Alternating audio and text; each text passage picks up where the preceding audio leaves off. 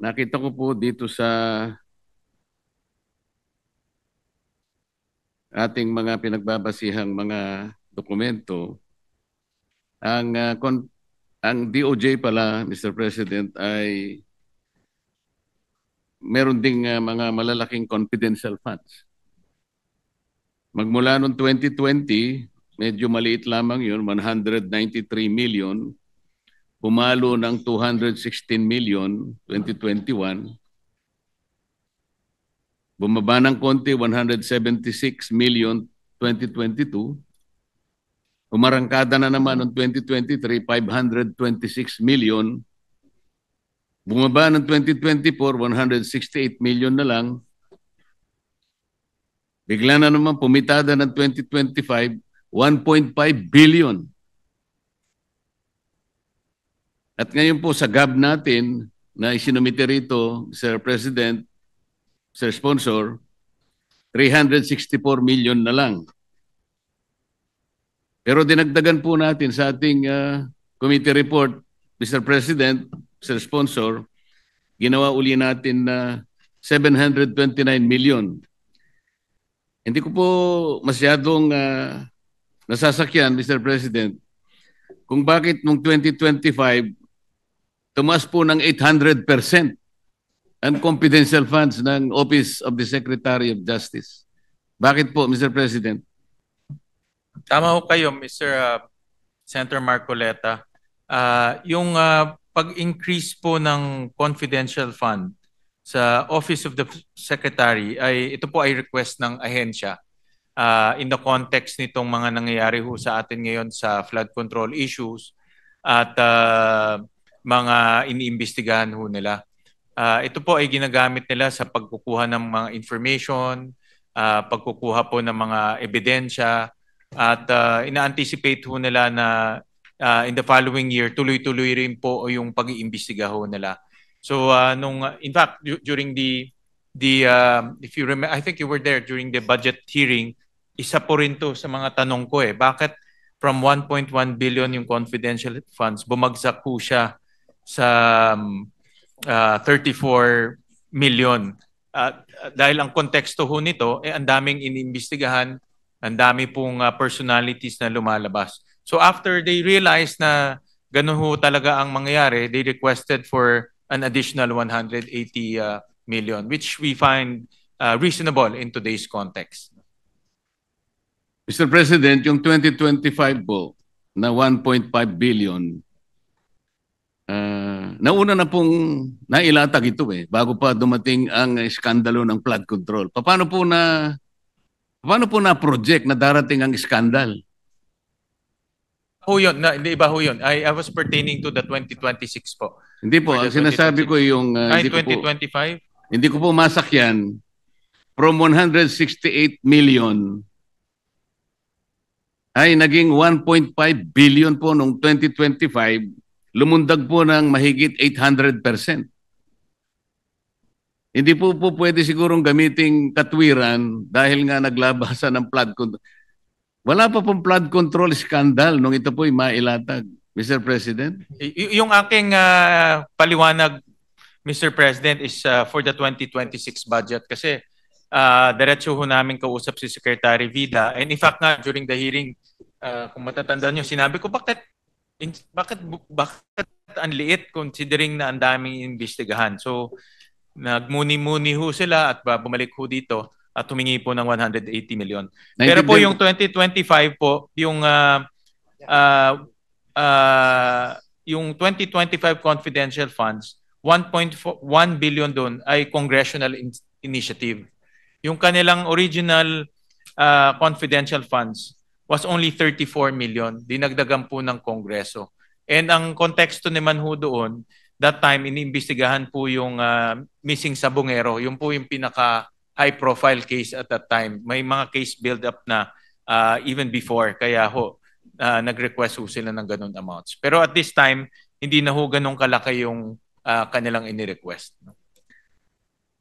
Ano po yung mga high-profile cases na kinakailangan pong lumundag ng mahigit 800% ng inyong confidential funds? At kailangan ba na Dapat ganun karami ang confidential funds ninyo para lamang makapag-usig kayo, makapag-imbestiga ng mga kaso? Ang tinatanong ko po rito, Mr. President, ay yung nakapagtatakang biglang pagtaas na lang eh. Na kung ipaliliwanag in general terms na kasi po merong mga high profile, hindi po natin masusukat sa pamagitan ng ganong klaseng pangangatwiran lang. Pondo po ito na bigla na lamang umakyat ng ganong kalaki. Well, at that time po, yung isa sa pinaka-high profile ay yung Mrs. Sabongero.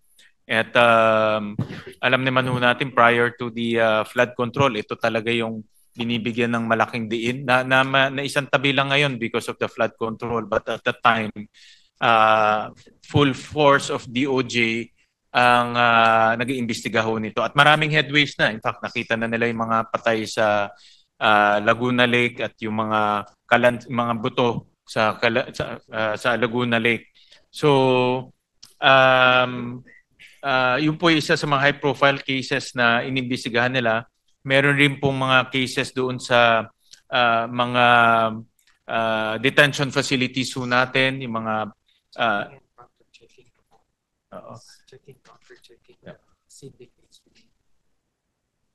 So yung mga sindikato po sa loob, yung nasabi po ng ating Senate President, yung mga drug dealers sa loob po ng piitan ho natin na pinomonitor rin nila, kumukuha sila ng mga information at intelligence para po matukoy nila kung sino-sino ho yun. At that time po, ang POGO was still active. No? So may mga POGO activities pa ho at that time na minomonitor ho nila. No? So yun po yung mga high-profile cases na minomonitor po ng DOJ, kaya kailangan ho nila ng confidential funds. No? Pero but for 2026, hindi na ho ganong kalaki ang ibinigay po ng Senado. Mr. President, gusto ko po sanang paniwalaan yung pagdadahilan na yun eh. Kaya lang nahihirapan po ako, pasensya na kayo.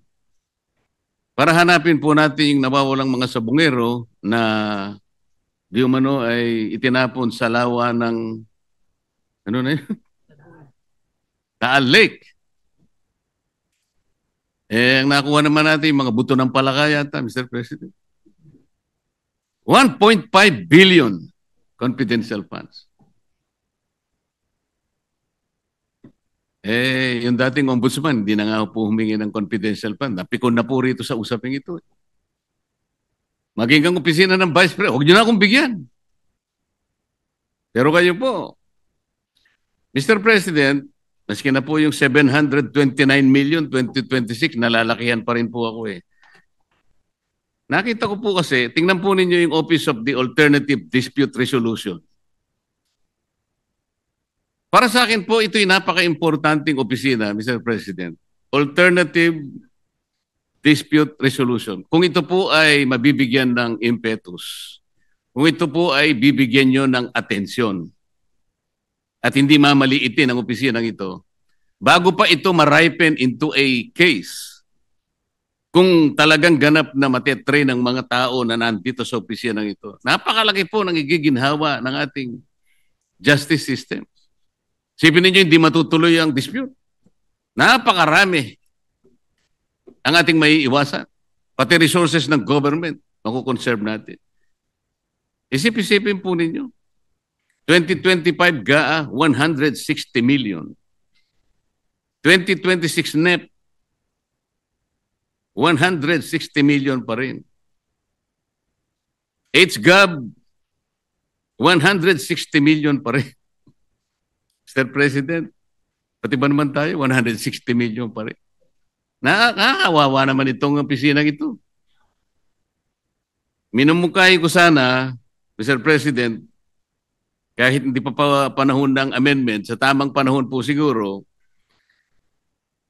tapyasin na lang po natin itong confidential fund ng Office of the Secretary na 729, hatiin natin. Ibalik natin sa 364.8 million. Yung 365 million ilagay po natin sa Office of the Alternative Dispute Resolution. para sa ganun po kahit na 500 million lang, lumakas ang loob po ng mga kawani rito. Wag po nating mamaliitin ito, Mr. President. Malaking bagay po ito. Kung tayo po'y naniniwala ng mga Pilipino ay hindi naman palaaway talaga at nagmamahalan, dito lamang po, Mr. Secretary of Justice, na acting ka pa lang yata. Bakit hanggang ngayon acting ka pa lang?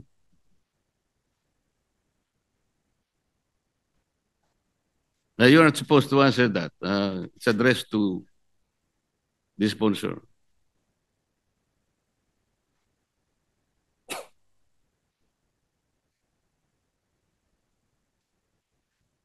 Opo, hindi pa ho siya nako-confirm, Mr. President. So, acting but with the full-fledged powers of the Secretary, Mr. President.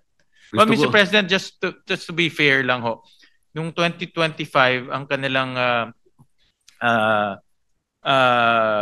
confidential funds is 34 million. Ang nagdagdag po ay Kongreso. Hindi ho sila ang nagdagdag. So, at that time, noong 2025, I assume na yung mga legislators nakita na marami silang hinahawakan na kaso, marami ho silang hinahawakan na investigation, so dinagdagan po ng Kongreso at that time. And this year naman po, if you break down the 729, 500 million of those will go to the Witness Protection Program. No?